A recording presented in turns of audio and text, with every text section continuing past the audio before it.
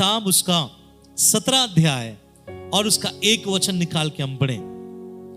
The book of Genesis chapter 17 verse 1। और देखिए उसमें क्या लिखा गया है। कई बार हम लोग पढ़े हैं, इसलिए आप सबों को वचन मालूम होगा, फिर भी एक और बार इस वचन को हम सुनते हैं और समझने के लिए हम कोशिश करते हैं। उत्पत्ति 17वीं अध्याय उसका 1 वचन। जी हाँ, सुने। जब अब्राहम 99 वर्ष का हो गया, जब अब्राहम 99 वर्ष का हो गया, तब यहोवा ने उसको दर्शन देकर कहा, तब यहोवा ने उसको दर्शन देकर कहा, मैं सर्वशक्तिमान ईश्वर हूँ, मैं सर्वशक्तिमान ईश्वर हूँ, मेरी उपस्थिति में चल, मेरी उपस्थिति में चल और सिद्ध होता जा, और सिद्ध होता जा।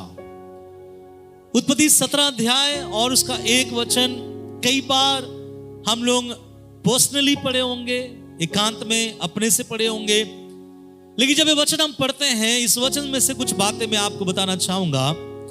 यहां लिखा है अब्राहम के बारे में, और अब्राहम का यहां उम्र के बारे में जिक्र किया गया है। और यहां पे अब्राहम का उम्र बता रहा है कि जब अब्राहम जो है कितने वर्ष का हो गया, 99 वर्ष का हो गया, अर्थात जब वो 99 इयर्स का हो गया, 1 साल कम 100 साल का जब अब्राहम हो गया, उस समय परमेश्वर ने उसे दर्शन दिया।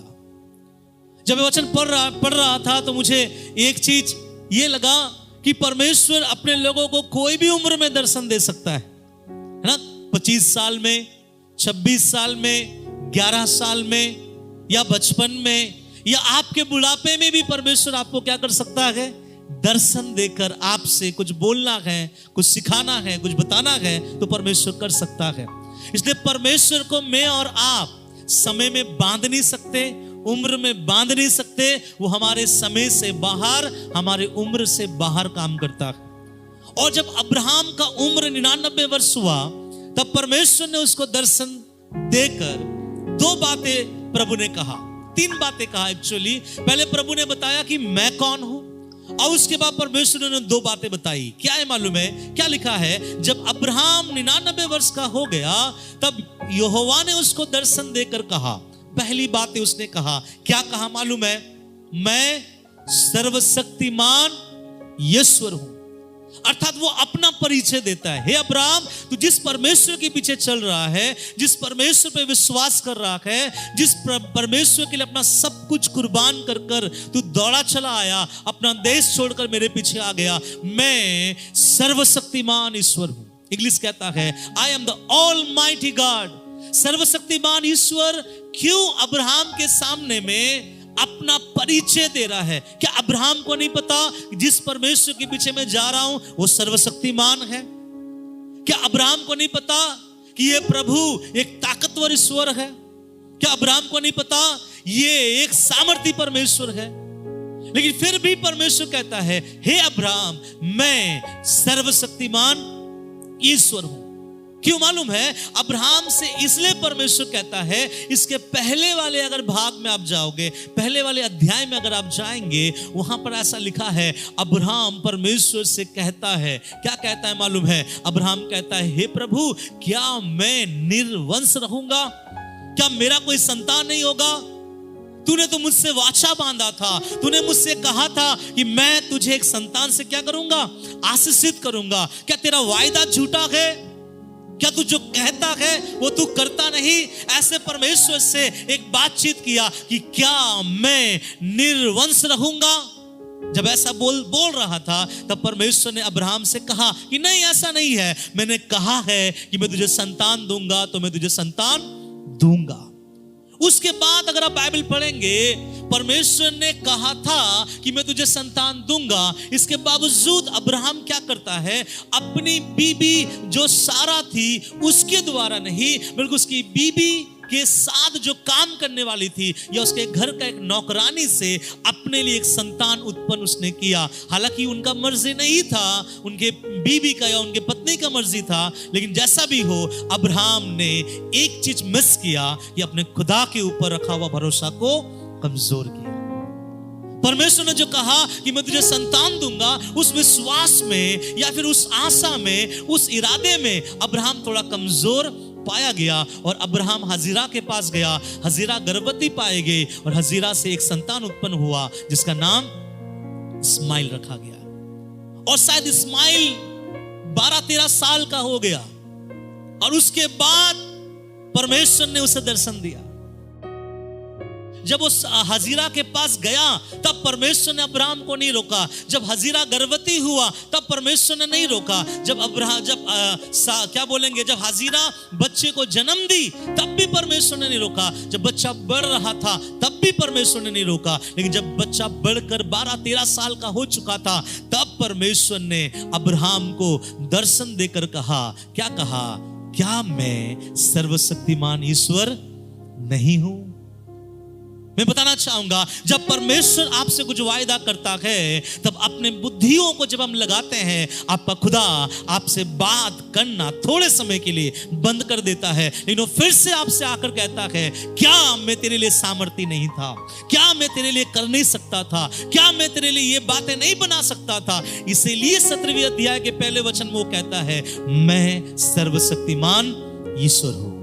I am the Almighty God। मैं एक ऐसा परमेश्वर हूं जो तेरे जीवन के सारे आवश्यकताओं को पूरा कर सकता हूं। तू हजीरा से अपने लिए बच्चा उत्पन्न क्यों किया? इसलिए परमेश्वर कभी कभी मुझे, आपको, हम में से हर एक को वो याद दिलाता है कि I am the Almighty God। कभी कभी हम जब भटक जाते हैं, कभी कभी हम जब फिसल जाते हैं, कभी कभी हम जब गिर जाते हैं, और तब परमेश्वर अपने वचनों के द्वारा हमें खड़ा करा के बोलता है और हमें बताता है कि मैं ही सर्वशक्तिमान हूं, ईश्वर हूं, जो तेरी जिंदगी में सब कुछ ठीक कर सकता हूं। और यही बातें उसने अब्राहम से कहा कि मैं सर्वशक्तिमान ईश्वर हूं। अब 2 बातें जो अब्राहम से कहा, क्या कहा? पढ़िए। मेरी उपस्थिति में पहली चल। बात, मेरी उपस्थिति में चल। दूसरी बात, और सिद्ध होता जा। और सिद्ध होता जा। सब मेरे पीछे बोलिएगा, बोलिए मेरी उपस्थिति में चल।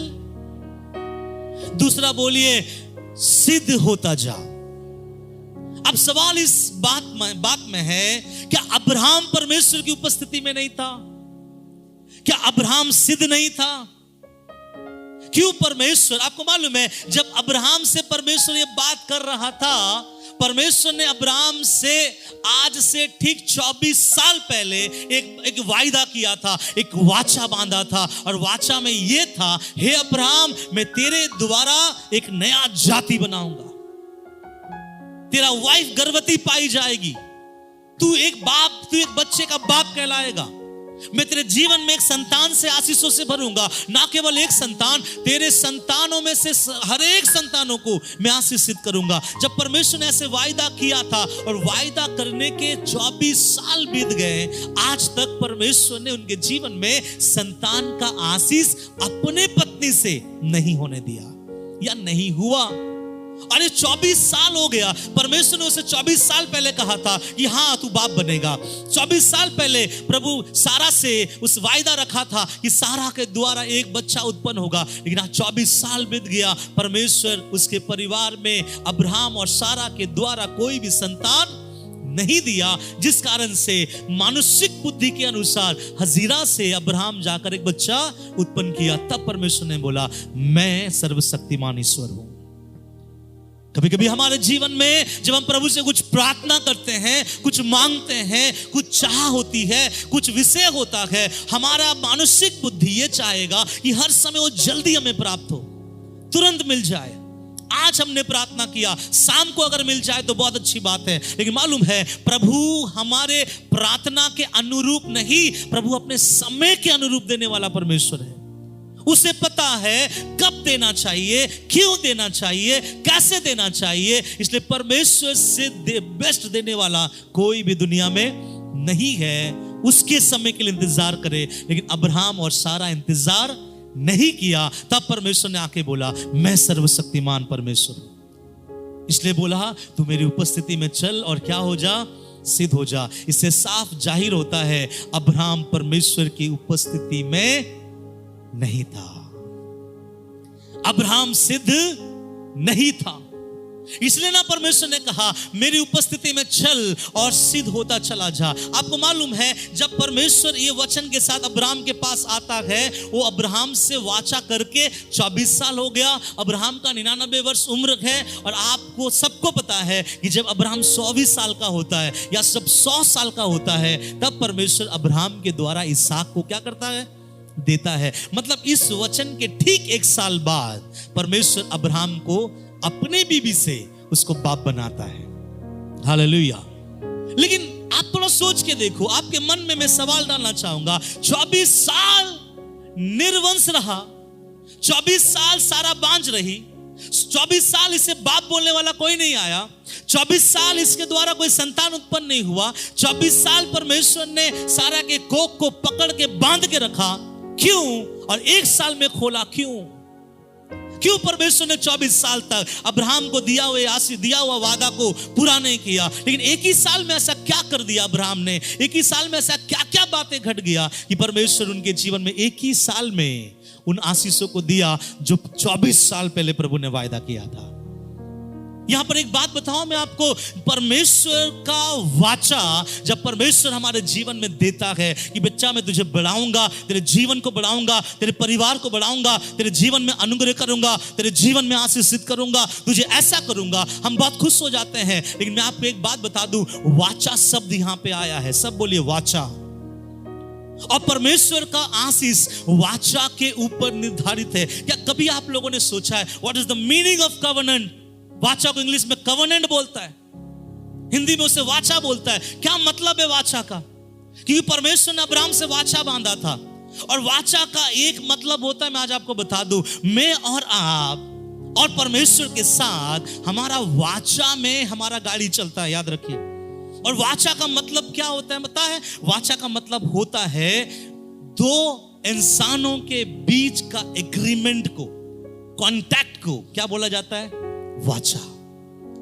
वाचा किसी एक इंसान के ऊपर निर्भर नहीं होता है, वाचा निर्भर होता है 2 इंसानों के बीच में रजामंदी में होने वाली जो सिग्नेचर हो, कोई प्रॉपर्टी हो, कोई विशेष बातें हो, उस पे किया होने वाला एग्रीमेंट को बोला जाता है वाचा। अर्थात इस वाचा में, इस एग्रीमेंट में अगर दोनों पक्ष में से कोई एक पक्ष वाला इस एग्रीमेंट को छोड़कर चला जाए तो दूसरे पक्ष वाला उस एग्रीमेंट के ऊपर कोई भी काम नहीं करेगा। आप ध्यान से सुनिएगा। वैसे ही परमेश्वर हमारे साथ वाचा में काम करता है। किस में काम करता है?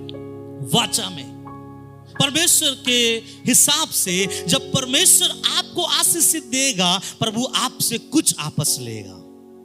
परमेश्वर आपके जीवन में अनुग्रह करेगा, प्रभु आपसे कुछ मांगेगा। अर्थात ये है इस कवेनेंट में, इस कॉन्टैक्ट में, या फिर इस क्या बोलेंगे लेन देन में एक बात देखा जाता है कि हिस्सेदारी आपका भी है और हिस्सेदारी आपके खुदा का भी है।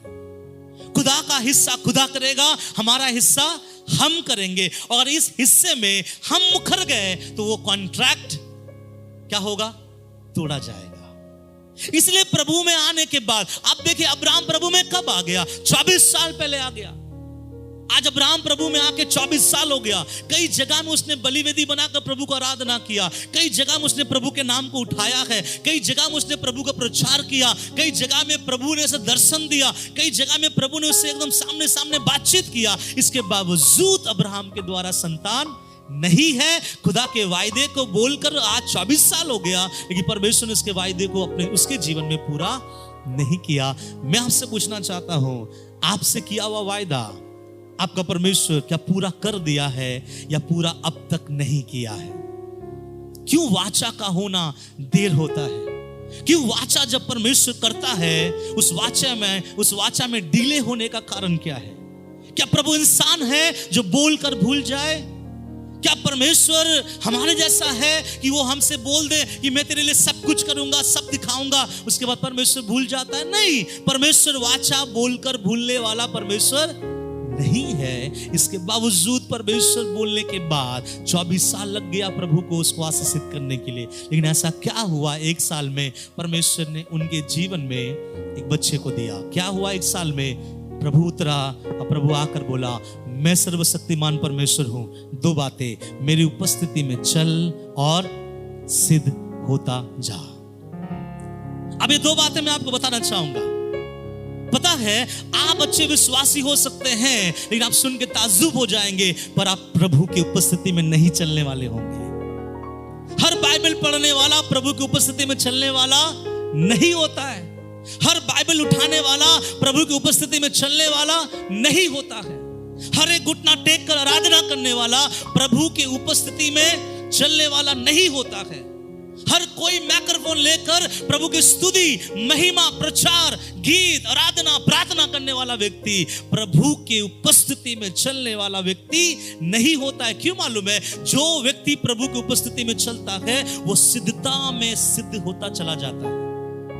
उसका जिंदगी अगर आज आप 2024 में देखोगे और उसके जिंदगी को आप 2030 के बाद देखना, 110% बदलाव दिखेगा, क्योंकि वो व्यक्ति खुदा के उपस्थिति में चलता है। ऐसा हो नहीं सकता कि परमेश्वर की उपस्थिति आपके जीवन के ऐब को ना बदल दे। ऐसा हो नहीं सकता कि जो व्यक्ति प्रभु की उपस्थिति में चलता है उसका खुदा उसके जीवन से बुरे चरित्र को ना हटाए। जो कोई प्रभु की उपस्थिति में चलता है डेफिनेटली एक बड़ा चेंजेस, एक बड़ा बदलाव, एक बहुत बड़ा क्रांतिकारी या उसके जीवन में दिखाई देना स्टार्ट होगा। यही चीज का सबूत है कि वो व्यक्ति यहोवा की उपस्थिति में चलता है। लेकिन यहां पर लिखा हुआ जो बात है मैं उसको इंग्लिश टर्म्स में जाकर फिर मैं समझाऊंगा, आपको समझ में आएगा। जहां लिखा गया है मेरी उपस्थिति में चल, और क्या होता जा? सिद्ध होता जा। आपको मालूम है जब हिंदी पढ़ते हैं इसको सही से आप अनुवाद नहीं कर पाएंगे। हिंदी में लिखा है मेरी उपस्थिति में चल, इसका अगर डायरेक्टली हम इंग्लिश को निकालें तो वहां ऐसा हो जाएगा वॉक इन माय प्रेजेंस। ये सही अनुवाद नहीं है, लेकिन इंग्लिश बाइबल बताता है वॉक बिफोर मी। आप लोग नहीं समझे में, लेकिन मैं समझाऊंगा। वॉक बिफोर मी, इसका मतलब यह है मेरे बेटे अब्राहम अब तू मुझसे आगे चलेगा और मैं तेरे चाल को देखूंगा। हालेलुया। मालूम है बाइबल में परमेश्वर ने 3 तरह के चाल के बारे बताया। प्रभु ने अपने चेलों को जब बुलाया था नया नियम में, आपको मालूम है नया नियम में प्रभु ने सबों के पास गया, पतरस के पास गया। पतरस को बोला तू मनुष्य को पकड़ने वाला मछुआरा बनाऊंगा, इसलिए फॉलो मी, अर्थात मेरे पीछे हो ले। वहां प्रभु ने ये नहीं बोला है वॉक बिफोर मी, मेरे सामने चल, ऐसा नहीं बोला प्रभु ने उसको बोला मेरे पीछे हो ले। उसके बाद अगर आप भजन संहिता 23 में जाते हैं वहां पर लिखा रहेगा यहोवा मेरा चरवाह है, मुझे कोई घटी नहीं, वो मुझे हरी हरी चराइयों में ले जाता है, बैठाता है। इसका मतलब वो आगे है और हम पीछे। मतलब क्या है? जब पहली बार आपका परमेश्वर आपको बुलाएगा, जब पहली बार प्रभु आपको चुनेगा, तब प्रभु आपको ये नहीं कहेगा कि मेरे आगे चल, तो मेरा प्रभु कहेगा मेरे पीछे चल, मुझे देख और सीख ले कि मैं कैसा चलता हूं, मैं कैसा बोलता हूं, मैं कैसा करता हूं, मेरा प्रार्थना कैसा है, मेरा सोच कैसा है, मेरा व्यवहार कैसा है। इसलिए प्रभु कहता है मेरे पीछे हो ले और मुझे क्या कर, देख और सीखते रहे। कभी कभी आप लोग देखे होंगे टीचर्स बोलते हैं कि इसको मैं कैसे करूं, ओके मैं बोर्ड में कर रहा हूं, मुझे देखो और तुम क्या करो, सीखो। वैसा ही परमेश्वर कहता है मेरे पीछे हो ले। और कुछ जगह में बाइबल में ऐसा लिखा गया है चिंता ना कर, मैं तेरे साथ खड़ा हूं और तेरे साथ खड़ा होकर मैं लड़ूंगा। मतलब वो बोलने समय प्रभु ये कहना चाहता है अब मैं तेरे आगे नहीं हूं, तू मेरे पीछे नहीं है, लेकिन अब मैं तेरे साथ हूं। जब परमेश्वर आपके साथ होता है इसका मतलब परमेश्वर आपको उठाने के लिए, सपोर्ट करने के लिए, आपके बैरियों को जवाब देने के लिए, आपके दुश्मनों को सत्यानाश करने के लिए वो आपके साथ आके खड़ा होता है। लेकिन जिस दिन प्रभु कहता है वॉक बिफोर मी, मेरे आगे चल, इट इज वेरी डेंजरस, क्योंकि खुदा अब आपके एक एक पांव को देखने वाला है। पता है क्या है? अब तक अब्राहम परमेश्वर के पीछे चल रहा था, अब तक अब्राहम के साथ परमेश्वर चल रहा था, लेकिन जब अब्राहम ने मांग किया कि बहुत देर हो गया प्रभु, बहुत भूल हो गया है, मतलब बहुत समय हो गया, 24 साल तूने वाचा बांधा था, 24 साल पहले तूने वायदा किया था, अब तक मेरे जीवन में आशीषों को नहीं किया। तब परमेश्वर ने आकर कहा चाहता है तू बच्चा, इस उम्र में बच्चा अगर चाहता है तो तुझे मेरे साथ नहीं, तुझे मेरे पीछे नहीं, एक काम कर, तू अब मेरे आगे आ और तू मेरे आगे चल। क्यों प्रभु मैं आपके आगे चलूं? क्योंकि तेरे पांवों को मैं देखूंगा सही है या गलत है। वॉक बिफोर मी मतलब क्या है मालूम है? जब आपके पीछे कोई चलेंगे, बाप माँ अगर आगे चल रहा है, बच्चे पीछे है, किसी को भी हाय बोल सकता है, किसी को भी बाय बोल सकता है, लेकिन वही बच्चा अगर बाप माँ के आगे है, दोनों पॉकेट में हाथ रहेगा, ना हाय ना बाय। कभी कभी आप देखे हैं ना, जब बड़े लोग आगे चलते हैं, स्टूडेंट्स लोग जब पिकनिक में जाते हैं, बड़े बड़े स्टूडेंट्स लोग, टीचर लोग आगे आगे जाते हैं, स्टूडेंट लोग पीछे पीछे जाते हैं। और स्टूडेंट पीछे पीछे क्या करके जाते हैं? कोई खाता मतलब गुटखा खाते हुए जाता है, कोई सिगरेट पीते हुए जाता है, कोई छेड़ते हुए जाता है, क्योंकि टीचर्स आगे है, वो उसे देख नहीं पाता है। लेकिन वही स्टूडेंट्स को आगे कर दो, टीचर को पीछे कर दो, सारा सिगरेट बाहर में गिरा देगा। और सब पॉकेट पे हाथ डालकर चलेगा, ये कोई है पीछे जो उसको क्या कर रहा है? देख रहा है। मालूम है, परमेश्वर ने अब्राहम से कहा, अब तू चल और मैं तुझे क्या करूंगा? निहारूंगा। क्यों परमेश्वर आप मुझे निहारोगे? क्योंकि जब तक तेरा कदम ठीक ना हो, जब तक तेरा सोच ठीक ना हो, तू एक बेटे का बाप नहीं बन सकता। आपको मालूम है, जब हम प्रभु से कोई चीज के लिए प्रार्थना करते हैं ना, प्रभु ये देना, वैसे देना, मेरे परिवार को ऐसे बनाना, हाँ प्रभु ने आपका प्रार्थना सुना है, हाँ प्रभु आपने प्रार्थना को पूरा करेगा। लेकिन हाँ, इस बात का भी है कि क्यों आज तक पूरा नहीं किया, क्योंकि आप अगर ज्यादा जोर करोगे तो प्रभु करेगा कि मैं करना चाहता हूं, अब से तू मेरे सामने चल। आपको मालूम है, बाइबल में ऐसा लिखा गया है भजन संगीता में कि बढ़ोतरी ना तो पूरब से आता है, ना तो पश्चिम से आता है, ना जंगल की ओर से आता है, परंतु बढ़ोतरी कहां से आता है? यहोवा की ओर से आता है। और वहां पे यहोवा का एक नाम दिया है, वो बहुत भयंकर नाम है। वहां पे ऐसा लिखा गया कि क्योंकि वो क्या है? किसको याद है वचन? बढ़ोतरी ना तो पूरब से, ना पश्चिम से, ना जंगल की ओर से आता है। आगे ऐसा लिखा गया है कि क्योंकि वह, किसी को नहीं मालूम, क्योंकि वो न्यायी परमेश्वर है, वो एक को बढ़ाता और दूसरे को घटाता। ये शब्द है ना, न्यायी। जब आप बोलेगा ना, खुदा आशीष दे, आशीष दे, आशीष दे, तो प्रभु आपके सामने एक तराजू लेके आएगा कि तू बैठ, मैं नापता हूं, अगर नाप में सही निकला तो आशीष तेरा, अगर नाप में सही नहीं निकला तो और चल और सिद्ध हो, उसके बाद मैं दूंगा। यह है परमेश्वर का सिद्धांत। तब परमेश्वर ने अब्राहम से कहा, मेरे उपस्थिति में क्या कर? चल। आपको मालूम है, जब हम प्रभु की उपस्थिति में चलते हैं, इसका मतलब यह है, हमको यह सोचना है कि कोई खुदा है जो मुझे देख रहा है, कोई परमेश्वर है जो मुझे निहारता है, मेरे शब्दों को, मेरे नजर को, मेरे बोलियों को, मेरे वचनों को। और जब ये जीवन आपका होगा, तब प्रभु यहां पे कहता है, मेरी उपस्थिति में चल और क्या होता जा? सिद्ध होता जा। आपको एक बात बताऊं, सिद्ध होना एक दिन में नहीं है। कोई भी विश्वासी हमारे कलीसिया में आकर 1 साल के बाद अगर बोले कि I am the perfect man, मैं एक अच्छा व्यक्ति हूं, एक प्रभु में मैं बढ़ गया हूं, सब कुछ हो गया हूं, अपने दिल के कोने में बोलना सबसे बड़ा झूठा यही है। क्योंकि सिद्धता एक दिन में नहीं आता है। सिद्धता कहां चलने से आता है? बोलिए ना, कहां चलने से आता है? प्रभु की उपस्थिति में। अब प्रभु की उपस्थिति का मतलब यह है, यह सोचकर कि खुदा तू मेरे पीछे है, अगर मैंने कोई गलत किया तो मेरा मार्क्स कट जाएगा। आप में से कितने लोग क्या बोलते हैं, ड्राइविंग लाइसेंस के लिए जाकर टेस्ट दिए हैं? कितने लोग टेस्ट दिए हैं? Praise the Lord. जो बहुत कम लोग दिए, लेकिन लाइसेंस सबके पास होगा। ध्यान से सुनिए, जब आप गाड़ी चला, आप लोग सब गाड़ी चलाते हैं, बहुत अच्छी बात है, लेकिन आप अच्छा गाड़ी चलाते हैं आपको पता है। मुझे भी लगता था मैं बहुत अच्छा क्या करता हूं, गाड़ी चलाता हूं, लेकिन बहुत साल के बाद, मैं गाड़ी चलाने के बाद जब मौका मिला कि अपने गाड़ी का लाइसेंस में बनाने के लिए जाऊं, जब मैं वहां पे गया तो वहां पे बहुत सारी क्रियाएं हैं, वहां पर बहुत सारा साइन होता है, चिन्ह होता है। वो पहले ओरल एग्जाम लेंगे, इसका मतलब क्या है, इसका मतलब क्या है, उसमें पास होना पड़ेगा। मैंने सोचा, गाड़ी चलाते समय कभी हम लोगों ने नहीं सोचा। उसके बाद एक दिन मुझे बुलाया गया कि आप इस मैदान में आ जाइएगा सुबह 10 बजे, और इसलिए आई। मैंने सबसे पूछा क्या होता है वहां पे, उन्होंने बोला कि नहीं, वहां पे टेस्ट लिया जाएगा। मेरे बोला क्या टेस्ट? गाड़ी चला के दिखाना है। मतलब इस पे कौन सी बड़ी बात है, गाड़ी तो चलाता हूँ कई सालों से।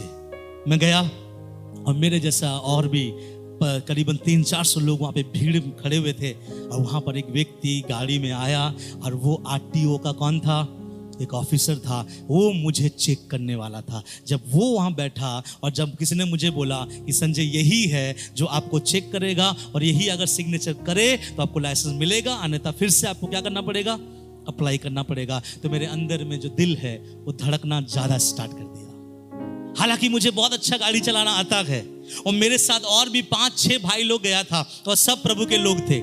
और सबों ने मुझे बोला, पास्टर संजय पहले आप जाना, अगर आप गिरोगे तो हम सब गिरेंगे, लेकिन अगर आप पास हो गए तो हम सब पास हो गए। उनके सामने तो मैं हाँ बोल दिया। मैंने बोला प्रभु इज्जत रख लेना ताकि मैं सही से चलाऊं, क्योंकि वहां पे वैसे नहीं चलाना है जैसे आप ये ऐसे रास्ते में चलाते हैं।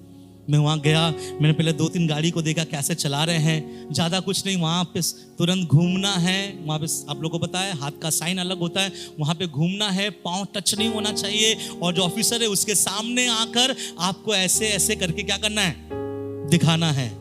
मैंने बोला कि वाह ये तो बहुत आसान है, लेकिन मैं देख रहा मेरे सामने बूढ़े बूढ़े लोग वहां घुमा रहे गिर जा रहे हैं, और लड़की लोग तो गिर ही जा रहे हैं। तो ऐसे बहुत जन वहां पे फेल हो गए। जब मेरा नंबर आया, मैंने प्रार्थना के साथ स्टार्ट किया गाड़ी, और इस बीच गाड़ी नहीं रुकना है आपका, पूरा गाड़ी स्टार्ट होगा, आपको घुमा के लाना है। उस ऑफिसर के सामने में आप सही से रुकोगे तो ऑफिसर बोलेगा ये लड़का पास हो गया। मैं गया, और जो परीक्षा का जो सर्कल था, जब वहां पर गया तब मुझे पता चला कि ये आसान नहीं है, ये तकलीफ भरा रास्ता है। हालांकि छोटा है, क्योंकि बहुत धीरे से आपको पार करना पड़ेगा और पांव भी नहीं रखना है। और वहां से मैंने पार जैसे किया, दिल में खुशी हुआ, मन में कोई बोल रहा था ठहर जा, ऑफिसर के पास जाकर तुझे रुकना है। मैं ऑफिसर के पास गया और वैसे ही रुका जैसा नियम था। मैं उसी एक बार में मैं पास हुआ, और मेरे साथ जो गया था वो उसके साथ साथ वो भी पास हो गए। तो मैं बोलना चाहता हूं, आपके सामने अगर आपको बनाने वाला बॉस खड़ा हो जाए, तब आप पता चलेगा कि आप प्रभु में कैसे चलते हैं। हालेलुया। इसलिए प्रभु ने कहा, मेरे बेटे अब्राहम, तुझे संतान चाहिए, अपने जीवन में आशीष चाहिए, 2 चीजें करना पड़ेगा। क्या मालूम है? मेरी उपस्थिति में चल, और क्या बन जा? सिद्ध बन जा, नहीं सिद्ध होता जा। सिद्धता एक दिन में नहीं आता है, सिद्धता कंटिन्यू, जब आप प्रभु की उपस्थिति में चलते रहोगे तब आएगा। अगर आप प्रभु की, मैंने आपसे कहा, बाइबल पढ़ने से सिद्धता नहीं आता है। बाइबल के वचनों को अपने जिंदगी में लेकर, खुदा मेरे सामने है, मुझे चलना है, ये सोच जब आपके अंदर आएगा तब आपके अंदर सिद्धता आएगा। और नशा, बीमारी, बहुत सारी चीज आपके अंदर से प्रभु हटाएगा और आपको सिद्ध जीवन में प्रभु ले आएगा। और तब परमेश्वर वो देगा जो 24 साल पहले आपके जीवन में वायदा किया था। इसलिए जब प्रभु वायदा करता है, पूरा जरूर करता है वाचा को, लेकिन उस वाचा के पूर्तिकरण में, मैंने बताया आपको, वाचा मतलब एक कॉन्टैक्ट है, 50% आपका, 50% आपके खुदा का। अगर आप 50% में चूक गए, आपका परमेश्वर नहीं कर पाएगा। तो यहां अब्राहम से कहा, मेरी उपस्थिति में चला और क्या हो जा? सिद्ध हो जा। समझ में आ गया? प्रभु की उपस्थिति में चलने का मतलब क्या है? वो कहां है? वो पीछे है। सिगरेट पीने वाले और सिगरेट नहीं पी सकते, गुटखा खाने वाले और गुटखा नहीं खा सकते, यहां वहां देखकर सीटी बजाने वाले और सीटी नहीं बजा पाएंगे। आजकल सीटी नहीं चलता, आजकल ऐसे चलता है। या यहां वहां जाकर देखने वाले, मैसेज करने वाले नहीं कर पाएंगे, क्योंकि पीछे उसका बाप खड़ा है और उसके लाइफ को क्या कर रहा है? देख रहा है। हालेलुया। और जब अब्राहम चलना स्टार्ट किया, कुछ बातें प्रभु ने अब्राहम के जीवन में बदला। मैं बताऊंगा 3 बातें प्रभु ने अब्राहम के जीवन में बदला, फिर उसके जीवन में वो वाचा पूरा किया जो प्रभु ने अब्राहम से वाचा किया था। आज मुझे लगता है ये 3 बातें अगर आप सीख लेना, तो आपके बरसों पुराने प्रार्थनाएं जो खुदा ने आपसे वाचा किया था कि हाँ मैं तुझे उठाऊंगा, बढ़ाऊंगा, फैलाऊंगा, वो प्रभु आपके जीवन में करेगा। मैं 3 बातें बताकर आज वचन समाप्त करूंगा। चलिए देखते हैं प्रभु ने अब्राहम से इस वचन के बाद क्या कहा। 17 अध्याय उसका 5 वचन। इसलिए अब से तेरा नाम, सुनिए परमेश्वर ने उसके बाद अब्राहम से क्या कहा। हाँ, इसलिए अब से तेरा नाम, इसलिए अब से तेरा नाम अब्राम ना रहेगा, अब्राहम ना रहेगा, परंतु तेरा नाम अब्राहम होगा। अब्राहम होगा, क्योंकि मैंने तुझे जातियों का समूह का मूल पिता, जातियों के समूह का मूल पिता ठहरा दिया है। मालूम है, परमेश्वर जब आपके जीवन में कुछ काम करना चाहेगा, है ना, आप लोग का बहुत प्रार्थना होगा कि मेरे परिवार में ऐसा होना चाहिए, प्रभु मेरे जीवन में ऐसा होना चाहिए, मेरा बैंक बैलेंस ऐसा होना चाहिए, मुझे ऐसा जॉब मिलना है, मुझे ऐसी बीवी मिलनी है, मुझे ऐसा हस्बैंड मिलना है, मेरा जीवन ऐसा होना चाहिए, मेरा परिवार ऐसा होना चाहिए। तब परमेश्वर आपके पास आके 2 बातें कहेगा। क्या बातें कहेगा मालूम है? मेरी उपस्थिति में चल और सिद्ध होता चला जा। इसके अंदर 3 बातें कहेगा। नंबर 1, आपके जीवन में प्रभु करेगा क्या मालूम है? प्रभु आएगा और पहले आपके नाम को बदलेगा। क्या बदलेगा? नाम। तो प्रभु ने अब्राहम से कहा, अब्राहम सुन, आज तक तेरा नाम अब्राहम था, आज के बाद तेरा नाम अब्राहम होगा। अब एक बात बताइए, नाम बदलने से क्या होता है? क्यों परमेश्वर नाम बदला? आज भी बहुत जन अपना नाम बदला। पहले कुछ और था, आज फर्नांडिस है। पहले कुछ और था, आज जॉन रख लिया। पहले कुछ और करता था, अलग नाम पे जीता था, आज उसका नाम पूछो वो बोलेगा मेरा नाम दानियल है, मेरा नाम ये है, मेरा नाम वो है। तो नाम बदलने से कुछ होता है क्या? आप ध्यान से सुनो मेरे बात, तो मैं समझा पाऊंगा। परमेश्वर ने पहला चीज जो अब्राहम के जीवन में किया, वो अब्राहम के नाम को क्या किया? बदला। आपको मालूम है परमेश्वर क्यों अब्राहम के जीवन में संतान नहीं दे पा रहा था? क्योंकि अब्राहम के नाम में कमी था, अब्राहम के नाम में प्रॉब्लम था। और प्रॉब्लम डेट ऑफ बर्थ में नहीं था, लिखित अब्राहम में नहीं था। मैं आपको समझाऊंगा, जब आप परमेश्वर में आते हैं, जब आप यीशु मसीह को अपना उद्धारकर्ता ग्रहण करते हैं, मालूम है तब परमेश्वर भी सबका नाम बदलता है। हाँ, मेरे आधार कार्ड में नाम नहीं बदला है, लेकिन आपका नाम बदल गया। कैसे मैं बताऊं? बाइबल में एक बात बोला गया है कि जितनों ने मसीह यीशु का बपतिस्मा लिया है, उसने उसकी मृत्यु का बपतिस्मा लिया है। दैट मीन्स उस दिन आप मर गए थे, एक नया व्यक्ति जिंदा आया, नया वोटर आईडी कार्ड के साथ, नया आधार कार्ड के साथ, नया पैन कार्ड के साथ। आप मर गए। क्या हो गए? मर गए। और यहां पे प्रभु ने अब्राहम से कहा, बेटा तेरा नाम बदलना पड़ेगा। कौन सा नाम? अब्राहम नहीं, अब्राहम। प्रभु इसका मतलब क्या है? What is the meaning of कि हम अपना नाम जब बदलते हैं, ऐसा नहीं कहता कि प्रभु अपना नाम बदल देने। आपको मालूम है, जब आप कभी कभी जाओगे, लोग कुछ ऐसा ऋषि मुनि होते हैं, बाबा लोग होते हैं, वो आपको बोलेंगे आपके इस नाम में बरकत नहीं उतर रहा है, इसलिए अपने नाम को क्या कर लो? बदल लो। बहुत सारे फिल्मी दुनिया में जो आर्टिस्ट लोग हैं, हम जो नाम देखते हैं ना, उन लोगों ने कई तांत्रिकों को दिखाकर अपने नाम को क्या किया है? बदला है, क्योंकि उस नाम में उनके जीवन में आशीष आएगा। लेकिन यहां परमेश्वर ने अब्राहम के नाम को बदला और बोला तेरा नाम मैं बदलता हूं। क्या मतलब है मालूम है? नाम का मतलब है खुदा आपके जीवन में 24 साल पहले कहा हुआ आशीषों को पूरा करने से पहले आपका नाम बदलना चाहता है। नाम का मतलब क्या है? नाम का अर्थ कुछ और नहीं, नाम मीन्स आपका कैरेक्टर बदलना चाहता है। क्या बदलना चाहता है? कैरेक्टर। जब आपका नाम बदलेगा, ध्यान से समझिए, अगर मान लीजिए हमारे यहां पे कोई एक भाई है, जैसे मैं बोलना चाहता हूं मुकेश, हमारे बीच में एक भाई है, उदाहरण के तौर पे अब मैंने मुकेश को नाम दे दिया, मुकेश आज के बाद तुम्हारा नाम दानियल रहेगा। अगर मैं मुकेश को बोल दूं दानियल रहेगा, मुकेश के लिए सरदर्द है। अब मुकेश दौड़ेगा, अपने आधार कार्ड में नाम क्या करेगा?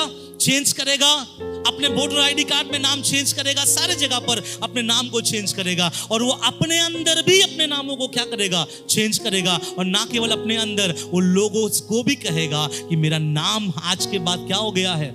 बदल गया है। मुझे मुकेश मत बुलाना, बल्कि मुझे क्या बुलाना? क्या बुलाना? दानियल बुलाना।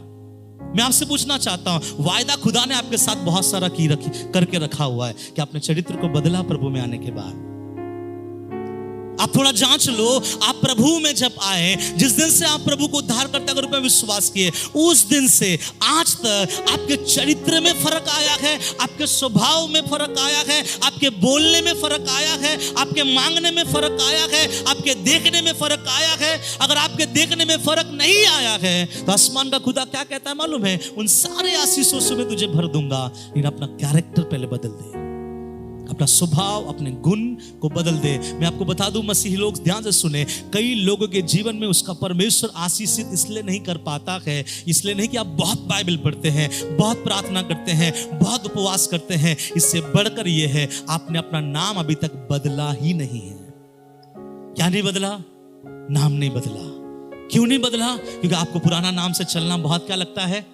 अच्छा लगता है। मैं हर यहाँ पे जितने बीबियां हैं या फिर जितने पत्नियां यहाँ पे हैं, मैं आप सब पत्नियों से पूछना चाहूंगा, आपके पति उद्धार में आने के बाद बदले हैं क्या? मैं अगर पेपर दूंगा आपको, आपकी पत्नी उद्धार में आने के बाद आप कितना नंबर देंगे कि हाँ पुराने समय पे वो ये करता था, अभी वो ये नहीं करता है? कितने पत्नियां यहाँ पे ऐसे बोलेंगे, नहीं पास्टर जी, मेरा पति उद्धार में आने के बाद पहले बहुत गुस्सा करता था, आजकल गुस्सा करना ही भूल गया, पहले बहुत गाली देता था, आजकल गाली देना भूल गया, पहले बहुत गड़बड़ी में चलता था, आजकल उस सारी बातों को छोड़ दिया है। कितने ऐसे पत्नियां हैं जो बोलेंगे? मैं पूछना चाहूंगा हर एक माँ बाप से उनके बच्चों के बारे में कि आपके बच्चे उद्धार में आ गए हैं। मम्मी पापा बताइए आपके बच्चों को आप कितना मार्क्स देना चाहोगे कि पहले प्रभु में नहीं था तो ऐसा था, लेकिन आज जब प्रभु में है उनके स्वभाव में फर्क आया है। माँ बाप बताएंगे। और माँ बाप के बारे उनके बच्चों से मैं पूछूंगा कि बच्चे वाले आप बताओ आपके मम्मी पापा में कितना फर्क आया है। आपका मम्मी पापा प्रभु में दौड़ता है, प्रभु में चलता है, प्रभु की आराधना करता है, प्रभु की सेवा करता है, प्रभु के लिए गीत गाता है। आपके माँ बाप, क्या आपके नजर में उनके जीवन में बदलाव आया है? क्या वो बदला है? क्या वो चेंज हुआ है? अगर आपके बच्चे वाले आपको बोले कि हाँ मेरे मम्मी पापा में बहुत फर्क आया है, मम्मी पापा बोले मेरे बच्चों में बहुत फर्क आया है, पत्नियां बोले मेरे हस्बैंड में बहुत फर्क आया है, अगर हस्बैंड बोले मेरे बीबियों में भी बहुत फर्क आया है, तो मैं आपको बताऊं आपका नाम बदल चुका है। अगर नहीं है, अगर अभी भी आपका हस्बैंड आपको वही बोलता है, अभी भी आपका वाइफ आपको वही कह रहा है, अभी भी आपके बच्चों के अंदर आपके प्रति वही आदर है, अभी भी आपके लोगों का आपके प्रति वही आदर है, तो माफ कीजिएगा आपका चरित्र, आपका नाम नहीं बदला। नाम का मतलब ये नहीं कि हम जाए अपना नाम आधार कार्ड में बदल ले, एफिडेविट कर ले, नहीं। नाम का मतलब ये है खुदा चाहता है कि अपना चरित्र को बदलो, अपना सोच, अपना विचार, अपना एटीट्यूड, अपना भावनाओं को बदल लो, अपना जीवन प्रभु में नया करो। मालूम है क्यों अब्राहम को संतान नहीं हो रहा था? मैं आपको आज इस बात को बता रहा हूं कि उसका चरित्र नहीं बदला था, उसका स्वभाव नहीं बदला था। अगर उसका स्वभाव बदलता तो वो हजीरा के पास कभी नहीं जाता, लेकिन उसका स्वभाव ऐसा था वो गया। इसलिए पहली बार परमेश्वर कहता है अपना नाम बदल। कितने लोग यहां पे अपने नाम को बदले हैं प्रभु में आने के बाद? Praise the Lord. सचमुच है ना कि प्रभु आज के बाद मैं मर गया, अब मैं नहीं बल्कि तू मुझ में जीवित है। जब प्रभु आप में जीवित है, आप कब का मर चुके। कल एक वीडियो देख रहा था मैं, वीडियो देखते देखते मेरे आंख से आंसू आ गया। उस भाई ने कहा कि मैं एक शराब पीता था, मैं नशे में लिप्त था, और उस भाई ने ऐसा बोला कि मैंने डिसाइड कर लिया था कि आज मैं बहुत दारू पीऊंगा और आज मैं अपना जिंदगी को मैं तबाह कर लूंगा, मैं घर आऊंगा, फांसी लगाऊंगा, मैं मर जाऊंगा। उसने किसी से नहीं कहा कि मैं ऐसा कर लूंगा बोल के, पता है, लेकिन उसने क्या किया पता है? उसको काम था, वो घर घर में जाके पेंटिंग करता था। उस दिन वो उसने सोचा कि ये मेरे जिंदगी का आखिरी पेंटिंग रहेगा, मैं पेंटिंग करूंगा, पैसा आएगा, खूब दारू पीऊंगा, घर आऊंगा और रस्सी लगाकर फांसी लगाकर मर जाऊंगा, मैं जीवन को समाप्त कर लूंगा। लेकिन जिसके घर में वो जिंदगी का आखिरी पेंटिंग कर रहा था, जब पेंटिंग कर रहा था, पेंटिंग करके पैसे लेने के लिए जब नीचे मालकिन के पास आई, उसका मालकिन कोई और नहीं, एक प्रभु का अच्छा दास नहीं था, एक अच्छा भविष्यवक्ता नहीं था। उसने उस लड़के को देखा और देखकर क्या बोला? मेरे बेटे सुसाइड क्यों करना चाहता है? वो दम रह गया। वो सोचने लगा कि ये कौन है जो मेरे मन के बातों को बता दिया। फिर वो चर्च आना स्टार्ट किया, लगातार वो कलीसिया आना स्टार्ट किया। 1-2 साल कलीसिया आने के बाद में उसको किसी ने बोला कि आप बपतिस्मा ले लो। जब बपतिस्मा ले लिया तब भी वो बदला नहीं, उसके बाद भी उन्होंने नशा किया, उसके बाद भी उन्होंने गंदगी के काम में आगे बढ़े। लेकिन एक दिन आराधना चल रहा था, प्रभु के आत्मा ने ऐसा छोया उसको, वो घंटों घंटों तक रोता गया। और उस दिन बोल रहा कि जब मैं ऊपर से नीचे आया मुझे ऐसा लगा कि मेरा पुराना व्यक्ति मर चुका था और एक नया व्यक्ति सीढ़ी से नीचे उतरा था। हालेलुया। आशीष किसके लिए मालूम है? पुराने लोगों के लिए नहीं है, आशीष अब्राहम के लिए नहीं, आशीष अब्राहम के लिए है। हालेलुया। अब आत्मिक लोग सीखिए और समझिए, आत्मिक आशीषित होना आपके पुराने स्वभाव पे निर्भर नहीं है, आशीषित होना आपके नए स्वभाव में खुदा उंडेल कर रख देगा। लेकिन प्रभु आपसे पूछना चाहता है, क्या तू अपना नाम बदलने के लिए तैयार है? तू अपना कैरेक्टर बदलने के लिए तैयार है? अपना सोच बदलने के लिए तैयार है? पहले भी मैं किसी को देखता था, लालच में आ जाता था, आज भी देख रहा हूं, लालच में आ जा रहा हूं। पहले मैं इसको देखता था, पी ढालता था, आज भी मैं पीना चाहता हूं। पहले मैं ये नशा करता था, आज भी मैं नशा करता हूं। तो मुझे बोलना पड़ेगा, आप नहीं मरे, आप नहीं समाप्त हुए। अगर आप मर जाते तो आपका खुदा इस नए जीवन में नए आशीषों को देता। लेकिन प्रभु ने कहा बेटा अपना नाम बदल। उस दिन से अब्राहम अपने बारे में क्या बोलता होगा? मैं अब्राहम नहीं परंतु अब्राहम। मैं आपसे पूछूं, आसमान के खुदा ने किसको आशीषित किया? अब्राहम को या अब्राहम को? आसमान का परमेश्वर आपके किस कैरेक्टर में आशीषित करेगा? पुराने वाले मनुष्य तत्व जो आपका था या जो नया आप करना चाहते हो उसमें करेगा? किस में करेगा? समझ में आ गया? हमारे आशीष, हमारा वाचा जो प्रभु हमसे करता है, रुकने के पीछे का मकसद क्या है? बिकॉज हम नहीं बदलना चाहते हैं। हमारा वही सोच है, हमारा वही विचार है, हम उसी में चल रहे हैं, हम उसी में देख रहे हैं। हम पहले भी फिल्म देखते थे, हम आज भी फिल्म देखते हैं। हम पहले भी झगड़ा करते थे, हम आज भी झगड़ा करते हैं। पहले भी लड़कियों के पीछे भागते थे, आज भी लड़कियों के पीछे भाग रहे हैं। पहले भी हम दूसरों को देखकर चुगली करते थे, आज भी हमारे जीवन में चुगली है। पहले भी हम दूसरों को देखकर नाना प्रकार की गंदी गंदी जोक्स करते थे, आज भी करते हैं। तो आसमान का खुदा हाथ जोड़कर कहता है, जैसा करना चाहता है वैसा कर, लेकिन जब तक तेरा नाम नहीं बदलेगा, तेरा जिंदगी में किए हुए उन वाचाओं को भी मैं कभी पूरा नहीं करूंगा। अब्राहम 24 साल हो गया, सूखा सूखा सूखा चलता रहा। लेकिन जब परमेश्वर ने देखा अब्राहम का दिल बहुत दुखित हो रहा है, बाइबल बताता है बूढ़ा हो चुका था, उनकी पत्नी का मानसिक धर्म बंद हो चुका था, तब परमेश्वर ने उस पर तरस खाया और दर्शन दिया, अगर तुझे संतान चाहिए मेरी उपस्थिति में चल, सिद्ध हो जा। अब्राहम पूछा होगा, कैसे प्रभु? अपना नाम बदल। क्या बदल? नाम बदल। अगर अभी भी कोई हमारे कलीसिया में जो अभी तक अपना चरित्र नहीं बदला, अपना सोच नहीं बदला, आप ये मत सोचो आप पे घर में तंगी क्यों है, क्योंकि आपका नाम नहीं बदला। आप ये मत सोचो कि आप पे घर में परेशानियां क्यों है, क्योंकि आपने नाम नहीं बदला।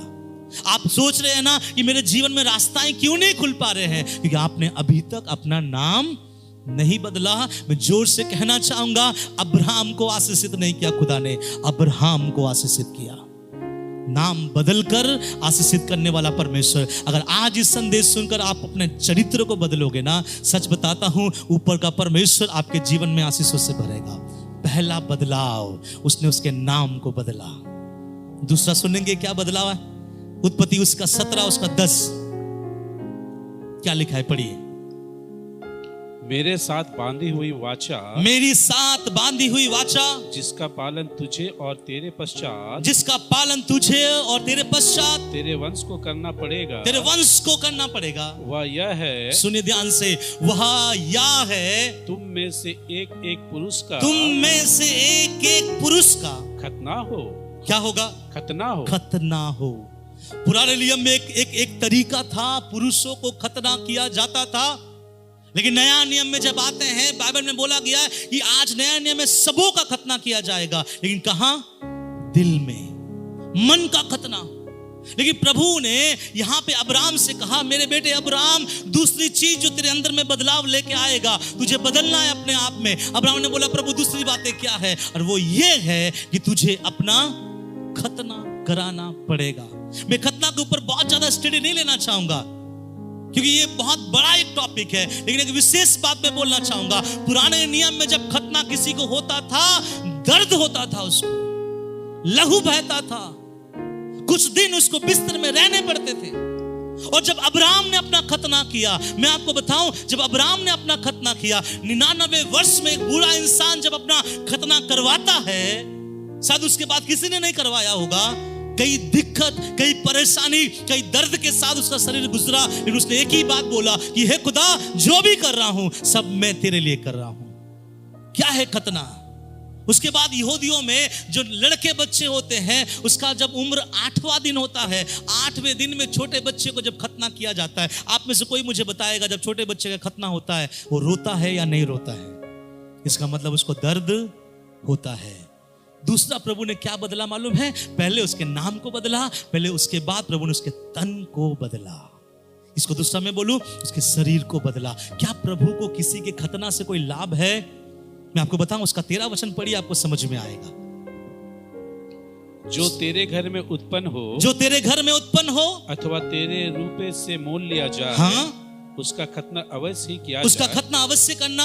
इस प्रकार मेरी वाचा, इस प्रकार मेरी वाचा, जिसका चिन्ह तुम्हारे देह में होगा, हाँ, जिसका चिन्ह कहाँ होगा? तुम्हारे देह में। मैं पूछता हूँ कलीसिया, क्या प्रभु ने मुझे चुना है? मैंने अपने खुदा को चुना है? यीशु मेरा है, मैं उद्धार में आया हूँ। क्या संसार के लोग इस देह में देख पाता है? क्या आपको, आपके परमेश्वर को देख पाता है? नहीं समझ रहे? आपके चलने में, आपके बोलने में, आपके विचारों में, आपके क्रियाओं में, आपके चीजों को हैंडलिंग करने में, क्या दुनिया के लोग आपके देह में आपके खुदा को देखता है कि नहीं? क्या लिखा गया? ये वाचा तेरी देह में तुम्हारे चिन्ह होगा, तुम्हारे चिन्ह चिन्ह होगा।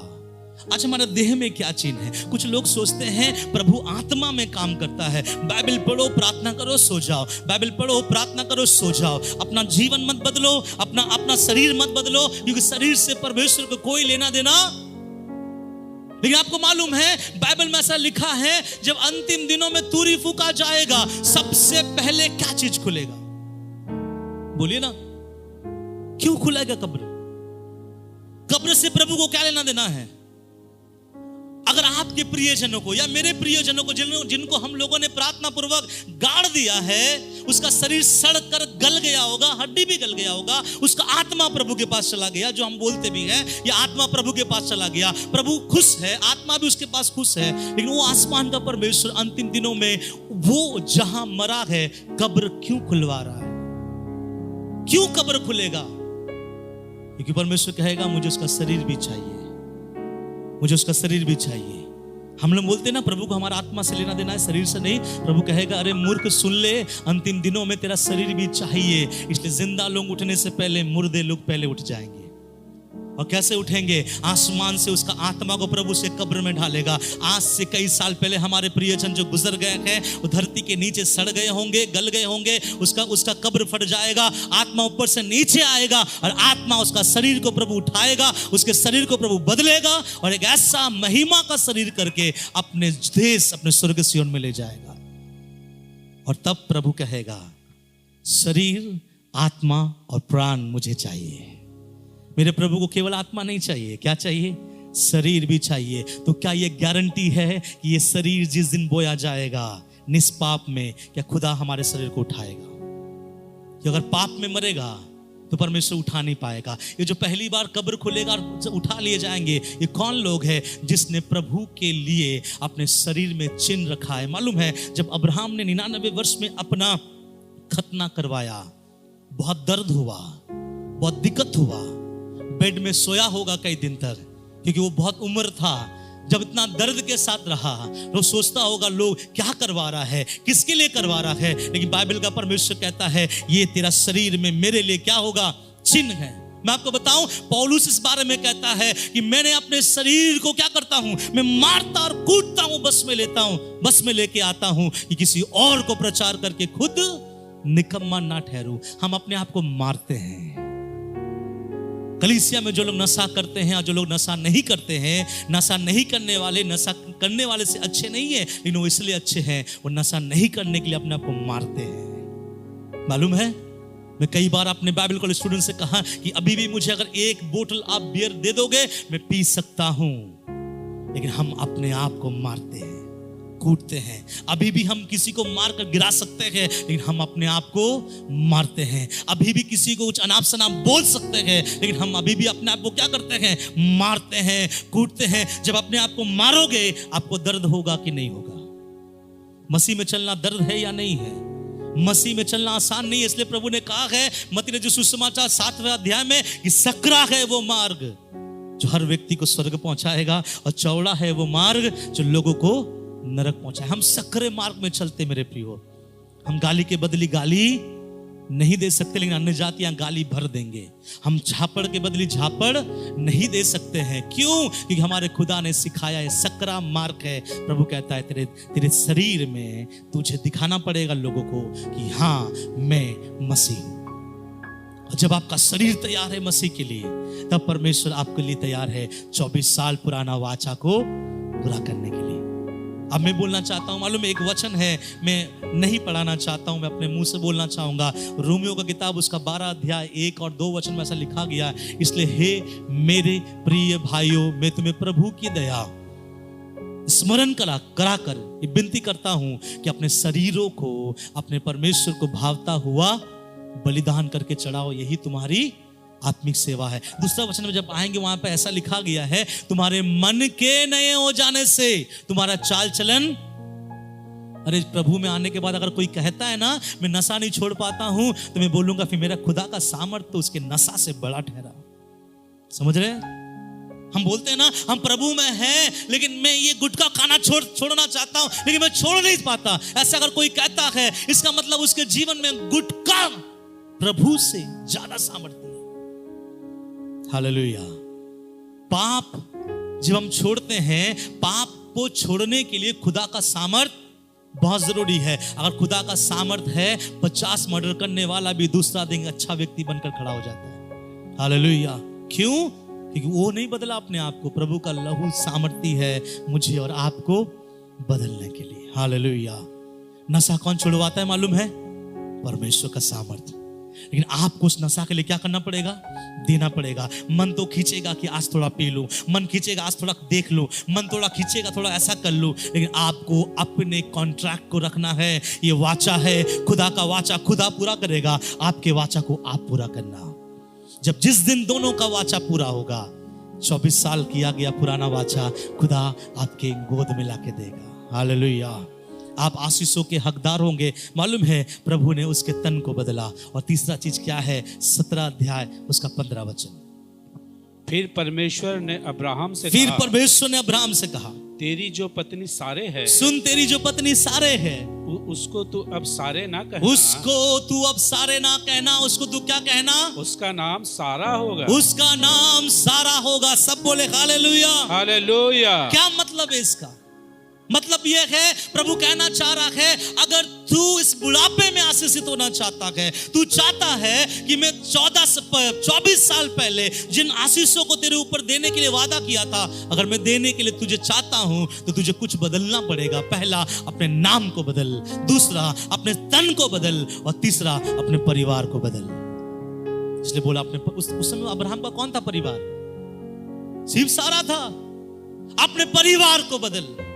क्या करे प्रभु अपने परिवार को लेकर? अपने परिवार के नाम को भी बदल। क्या नाम रखे? क्योंकि मैं सारे को आशीषित नहीं करूंगा, मैं सारा को आशीषित करूंगा। अगर आप प्रभु में आकर मैं बोलना चाहता हूं, आपके परिवार में से अगर आप अकेले उद्धार में आए, तो मैं आपके परिवार से नहीं कहता, लेकिन आपका पूरा का पूरा परिवार अगर विश्वास में है, तो सावधान, ये मैसेज आपके लिए है। आपका परिवार का भी चरित्र बदलना पड़ेगा, और उस नए चरित्र के ऊपर आपका खुदा बरसों पुराना किया गया आशीषों को उंडेल कर दिखाएगा। परिवार को भी बदलना बहुत जरूरी है ना? कभी कभी हम सोचते हम बदल गए, प्रभु हमें आशीषित करेगा। प्रभु बोला नहीं, तू तो बन गया अब्राहम, लेकिन तू घर जाएगा वही पुराना सारे बैठा होगा। इसलिए मैं चाहता हूं अपना परिवार भी बदल। कितने अपने परिवार को बदलना चाहते हैं? हालेलुया। इसलिए आज के बाद अपने परिवार के पीछे पड़ जाए। दुआ अगर आपका परिवार नहीं करता, दुआ करना सिखाए। अरे दुआ करना सिखाएगा कौन? सारा का काम नहीं है दुआ करवाना, ये अब्राहम का काम है सारा को दुआ सिखाना। हालेलुया। हम लोग बोलते हैं ना, घर का सबसे पहला टीचर कौन है? बोलिए आप लोग, घर का सबसे पहला टीचर कौन है? नहीं, इंडियन लोग ऐसा बोलते हैं, घर का पहला टीचर माँ है और माँ ही सब सिखाता है। लेकिन यहूदी लोग, बाइबल कल्चर ऐसा नहीं बोलता है। बाइबल कल्चर में यह है, घर का बाप घर के बच्चों को प्रभु के वचनों में आगे बढ़ाना। जितने यहाँ बाप है, आपका काम 2 गुना है। मैं आपका पास्टर हूं, आप अपने बीबी का पास्टर है, याद रखिएगा। समझ में आ गया? मुझे ऑर्डिनेशन मिला है, आपको ये ऑर्डिनेशन नहीं मिला है, लेकिन फिर भी आप अपने बीबी, अपने बच्चों का पासवान है। कैसे? आयुब हर दिन अपने बच्चों के लिए क्या करता था? बलि चढ़ाता था। तो ये मेरा काम है मेरे बच्चों को चरित्र बदलना, ये मेरा काम है मेरे बीबी के चरित्र को बदलना। अब मेरे बच्चे किस रास्ते में चल रहे हैं, मेरा काम है बदलना। कभी कभी हम अपने बच्चों को ढीला छोड़ते हैं। हमारे कलीसिया में एक भाई आता था, वो आ जाता था, उनका वाइफ भी आ जाता था, उनके बच्चे नहीं आते थे। तो मैंने उस भाई से एक दिन पूछा, ब्रदर आप आ रहे हैं, आपके बच्चे जो छोटे छोटे बच्चे उनको आप लेके नहीं आ रहे हैं? मुझे उसने क्या जवाब दिया मालूम है? पास्टर जी, जिस दिन प्रभु उसको बुलाएगा वो अपने आप आ जाएगा, इसलिए मैं जोर जबरदस्ती नहीं करता। वही बच्चा अगर आप घर जाए, अगर दोपहर में बोले पापा मैं नहीं खाऊंगा, रात को बोले पापा मैं नहीं खाऊंगा, आप भी उसको यही कहना, प्रभु चाहेगा जब भूख लगेगा वो खा लेगा। करेंगे ऐसा? फिर आपका बच्चा बोलेगा पापा मुझे पढ़ने के लिए दिल नहीं है, मुझे ये करने के लिए दिल है, तब आप भी बोलिए जब प्रभु चाहेगा सिखाना रहेगा, स्कूल जाएगा। अपने काम को करने के लिए अपने बच्चों पे हम पूरा जोर दिखाते हैं, लेकिन खुदा के काम में आने के लिए अपने बच्चों पे जोर नहीं दिखाते। मालूम है बाइबल में बोला गया, अपने बच्चों को मार तक बोला गया है। जान से ना मार, कैसे मार? छड़ी से मार। छड़ी का मतलब समझते हैं? आप लोग बोलेंगे बाइबल ने बोला गया बच्चों को मार, तो सुन लीजिए हर एक बाप माँ बच्चों को मार बोला, कुछ कुछ माँ बाप बच्चों को रॉड से मारते हैं। रॉड नहीं है बाइबल में, बाइबल में नहीं लिखा गया रॉड से मारो, बाइबल में लिखा गया छड़ी से मारो। और छड़ी के ऊपर अगर किसी दिन प्रचार करें तो बताऊंगा, छड़ी पतला होता है ताकि आपके बच्चों को लगेगा उसको कभी भी मौत के घाट नहीं उतारेगा। इसलिए अपने बच्चों को ऐसे मारो और ऐसे जगह मारो कि उनको दिक्कत ज्यादा ना हो, और उनको सिखाओ किसको बदलना है आशीष पाने के लिए। खुद को बदलो, अपने शरीर को बदलो और अपने परिवार को बदलो। मालूम है परमेश्वर ने उसको बदला। और उसके बाद आप घर जाएं, समय निकाल कर आप पढ़िए। इसके 2-3 चैप्टर के बाद आपको मिलेगा कि जब समय आया, परमेश्वर ने ठीक समय पर अब्राहम को उसकी पत्नी से एक बच्चा दिया, उसका नाम इसहाक रखा गया। हालेलुया। वाचा का पूरा करने वाला प्रभु आज भी जिंदा है। जिसने आपको बुलाया वो आज भी जिंदा है। जो आपको बढ़ाएगा बोल रहा वो आज भी जिंदा है। जो आपको आशीषों में भरेगा बोला था वो आज भी जिंदा है। लेकिन वो 2 बातें आपके सामने रख रहा है कि हे मेरे बच्चे, मेरे उपस्थिति में चल और क्या हो जा, सिद्ध हो जा। प्रभु कैसे सिद्ध हो? प्रभु बोलेगा अपने आप को बदल, अपने शरीर को बदल और अपने परिवार को बदल।